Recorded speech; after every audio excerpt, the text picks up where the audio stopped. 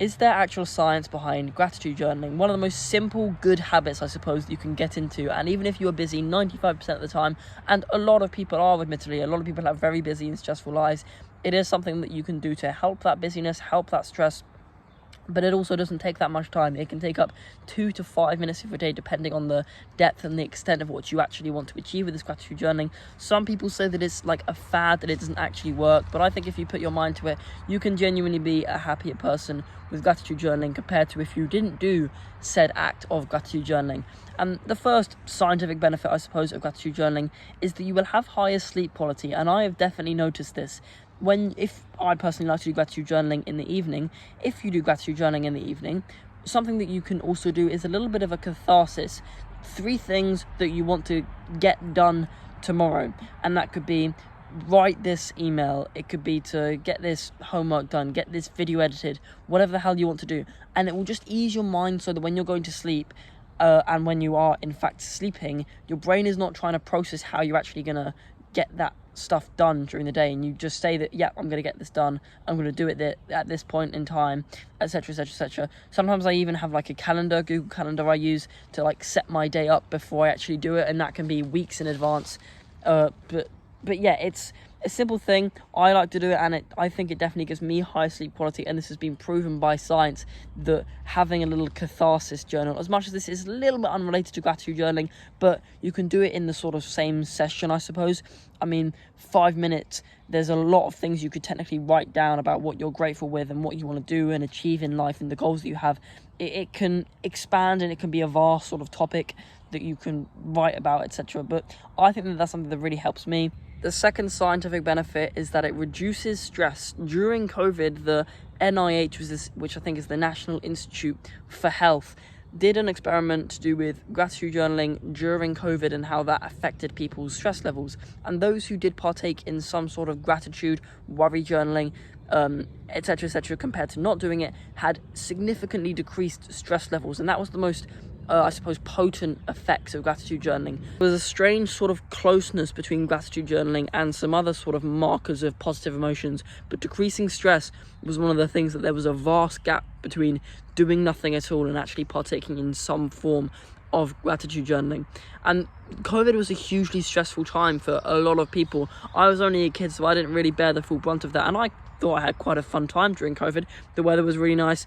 I spent a little bit of time with my friends, both online and offline, as well as my family, because no one was like at work in an office all day and I didn't have to go to school. So it was quite a nice actually connecting time for me, as much as I was a kid and definitely didn't understand the global wider impact of what this was actually having on the economy and all that sort of stuff. But I personally enjoyed it, and I wasn't doing gratitude journaling or anything at the time, but I suppose kids are generally happier people, so that must just have something to do with it. But even still, for those who were bearing the full brunt of the stress during COVID, something as simple as a 5-minute gratitude journaling daily could have genuinely been something that changed the course of their lives throughout COVID.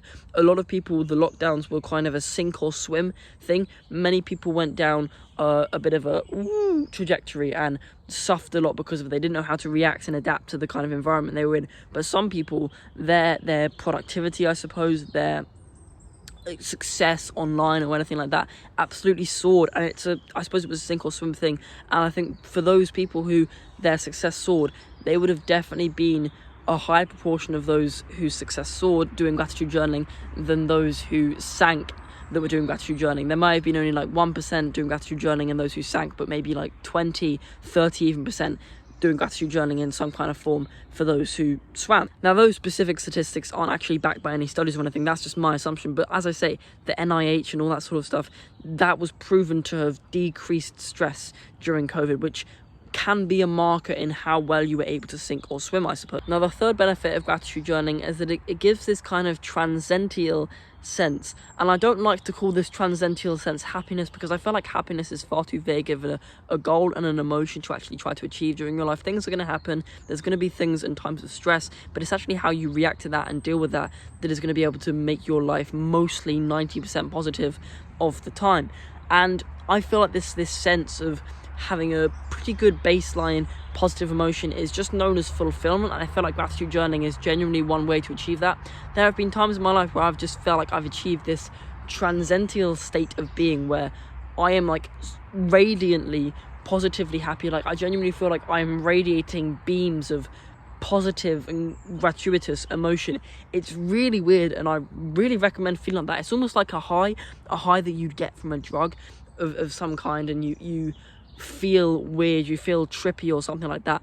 It's like a high, but it is literally just because of your neurotransmitters are so optimized that you just feel like you just want to, I can't describe it. It's like you transcend beyond man and achieve this thing that is just greater than human beings, and it's crazy. It's like you've just achieved pure bliss. You look around you and you just are grateful for everything in your vicinity. It's so crazy. Like you literally just walking down the street with a smile on your face. Like there's not many people that you see in daily life walking around with a beaming smile on their face, radiating this positive emotion that probably affects other people as well in a good way. Now, the fourth benefit, scientifically proven benefit of gratitude journaling, the third one was kind of my personal opinion and my experiences, but I suppose in some way that was scientific, and there definitely could be studies on that done as well. But the fourth one is perceived pain. The pain that you actually perceive will be lower when you do gratitude journaling, which is quite a weird thing to think about.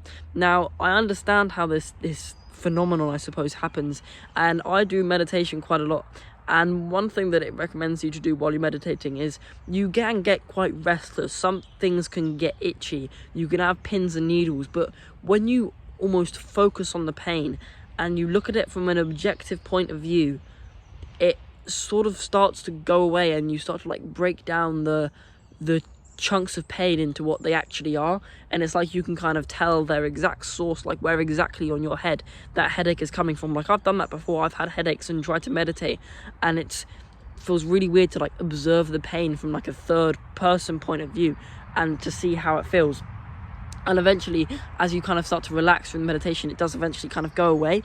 It's a really weird feeling, but I think the most important thing is looking at these kind of subjective things from an objective point of view, and gratitude journaling helps you to do that. Sometimes pain can be a little bit subjective, and when you remove that subjectivity, you're left with just the objective pain, which obviously does actually exist, I suppose, but you can, I guess, apply that to anything. The subjective pain that you perceive in your life that isn't actually physical, it could be emotional. When you look at it from an objective point of view, and gratitude journaling is something that helps you to do that, it can sometimes just sort of go away, and you can actually break it down into chunks, make it a solvable problem, or just make it not actually a problem at all. But yeah, that's, in my opinion, the science behind gratitude journaling. Most of these points are backed by lots and lots and lots of studies. Some of them are just experiences of said studies, and some of them are just genuine, total experiences. Anyway, I recommend subscribing for more content like this, and have a good day.